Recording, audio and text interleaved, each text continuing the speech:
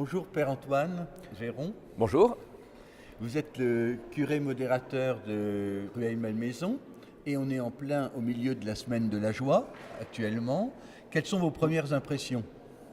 Des impressions forcément tout à fait joyeuses et belles.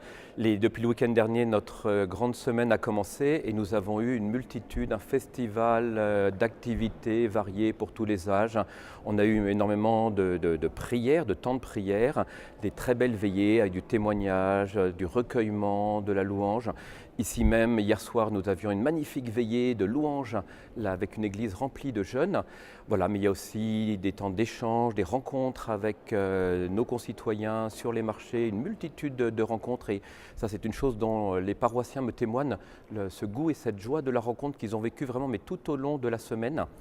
Voilà, donc il y en a pour tous les âges. Et encore ce week-end, vous voyez, s'il fallait souligner deux, trois événements, ne serait-ce que dans cette journée d'aujourd'hui, les pères de famille étaient dans l'église et maintenant ils sont partis en pèlerinage pour prendre un temps entre eux dans ce week-end, un temps d'échange, de réflexion, d'approfondissement voilà, sur leur vocation d'homme et de père. Et cet après-midi, les enfants, eux, vont se retrouver dans la rue sous un kiosque à musique pour faire un grand crayonnage de la rue. Dessine-moi la joie, c'est 1, 2, 3 couleurs cet après-midi. Et en même temps, puisque l'Église vit beaucoup de choses en même temps, on aura aussi ce forum Église et société où là ce sont tous les acteurs de la solidarité qui sont ensemble, les différents mouvements de solidarité.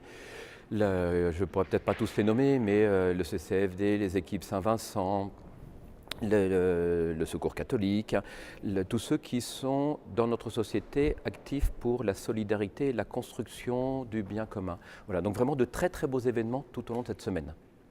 Pourquoi avoir choisi le thème de la joie dans cette grande semaine au milieu du carême? Voilà, ce thème il nous a été donné notamment avec cette phrase qui est venue, là, qui nous a été offerte par l'Esprit Saint pendant qu'on préparait tous ces événements, cette phrase du Christ, que ma joie soit en vous. Et en fait, ça, c'est bien le reflet de notre vie chrétienne. Oui, nous sommes dans le temps du carême et nous allons rentrer dans la semaine sainte dans quelques temps, mais Jésus nous donne cette phrase-là avant lui-même de rentrer dans le temps de sa passion. Et en fait, cette joie, elle est la caractéristique d'un chrétien vivant, d'un chrétien qui est uni au Seigneur, qui vit de son amour. En fait, le don d'amour de Dieu que nous accueillons simplement avec nos âges, parfois les difficultés de nos vies, mais cette joie du Christ que nous accueillons, en fait, elle nous fait du bien, elle rayonne dans notre vie, et le chrétien est un porteur de joie. Pas uniquement parce que tout irait bien dans sa vie, mais parce que beaucoup plus profondément, il est porteur de ce don d'amour et de cette vie du Christ en lui, il est porteur de cette joie-là. Et donc du coup, ça, on avait envie de le manifester dans tous les événements de cette semaine.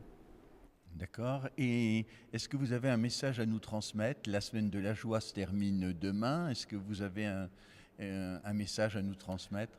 Oui, alors ça aurait été vraiment 8 jours exceptionnels, mais bien sûr que ça ne va pas se conclure demain. En fait, s'il y avait vraiment une chose dont il faut que nous soyons convaincus, c'est que comme chrétiens et catholiques, nous sommes porteurs d'un trésor mais extraordinaire, d'avoir eu le dévoilement de la bonté de Dieu, d'avoir eu le dévoilement de la richesse de sa parole dans nos vies, de sa bienveillance dans nos vies, de sa présence qui nous accompagne jour après jour. Et après tout le trésor de foi, tout le trésor de la vie de l'Église, le trésor des sacrements, toute la réflexion de l'Église qui éclaire nos vies d'hommes sur tel ou tel domaine, chacun là où on est engagé, en fait nous sommes porteurs véritablement d'un trésor, le trésor de foi, trésor de vie spirituelle, trésor de lumière, d'intelligence sur nos réalités humaines. Et en fait, ce trésor-là, ne le gardons pas pour nous. Nous devons trouver l'occasion de le faire partager à d'autres. C'est comme si, vous voyez, notre vie chrétienne, c'est comme si c'était un immense coffre et il faut que nous l'ouvrions et le présentions à ceux qui sont autour de nous. Les gens sont libres et la foi est toujours un acte libre. Mais nous présentons cette richesse de la vie chrétienne et si les gens veulent venir puiser eux aussi à cette richesse qui nous-mêmes nous soutient et nous anime, eh ben, notre désir, c'est de leur offrir. Donc n'ayons pas peur de leur offrir ça. Merci mon Père pour ce témoignage et ce message très intéressant. Merci, et voilà, et à tous une belle suite dans notre semaine de la joie.